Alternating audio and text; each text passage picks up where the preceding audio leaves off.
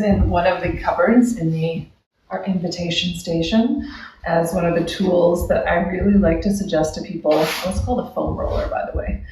Foam roller to suggest for all of you. You probably have nothing to do with this, but any of you using computers during the day, this is a perfect antidote to getting some, I call it mid-back thoracic extension into your life. So there's different densities of this. I would say this one in here is a moderate density. We have one upstairs that has the hollow inside, but is a lot harder. So when you're picking a foam roller, just sort of think about the density. If you have a really tight back, you want something less firm. And the idea is to create extension through basically the spot between your diaphragm, or where your mid-back ends, and the top of your mid-back, which is like basically the base of your neck.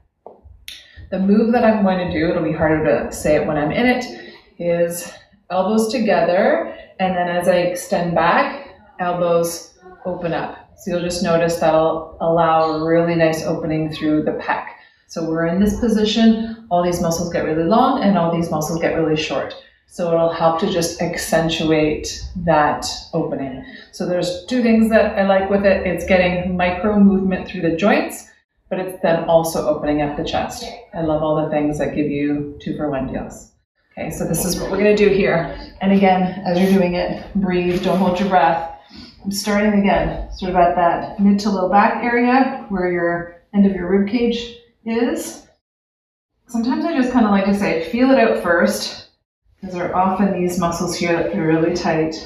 So see what that feels like. And then start an extension back. So I lift up my hips, extend back, like everything's gonna ride up here. Do this. And then as I extend, I open up my arms, take a breath, and then come back.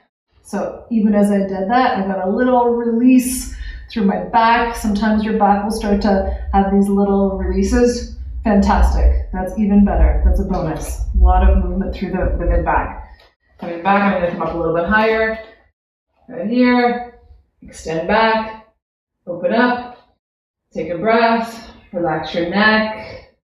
Good. And then I roll back to sort of a central place. I'm going to do one more time, just a little bit more, a little higher.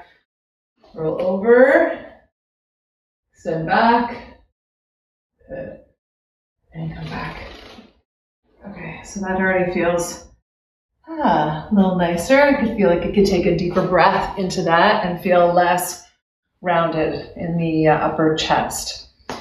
The other way that I really like to use a foam roller, if you are a runner, this is something, or even a cyclist, this would be probably something you'd want to do, hockey player, soccer player, any of those sort of things, is the IT band rollout.